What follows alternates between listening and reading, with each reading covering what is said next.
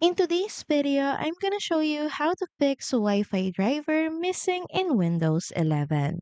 So first, in your PC, look for Network Connections and open up this View Network Connections app. Now once inside, look for your Wi-Fi and right-click on it, then click on Properties. And here you'll see the device you're currently using. Now with that information, we're now gonna head over to Device Manager. So open it up from the Start menu. So here, expand Network Adapters and look if your device is currently on the list. And also check if any of the adapters are disabled. And if one is disabled, you should see an icon like this with a down button on it.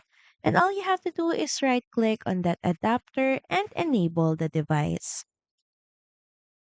Another thing you may want to do is head over at the top menu and click on View. And here, select Show Hidden Devices for you to be able to see if there are any disabled devices or network adapters. And of course, make sure that you enable them. Now, if none of those work, all you have to do is update your driver manually. So as we've seen earlier, this is our Wi-Fi device. So select it, then right click on it, and select Update Driver. And here, select Browse My Computer for drivers. Then let me pick from a list. So here also make sure that you tick the box beside Show Compatible Hardware Devices and select from your compatible hardwares.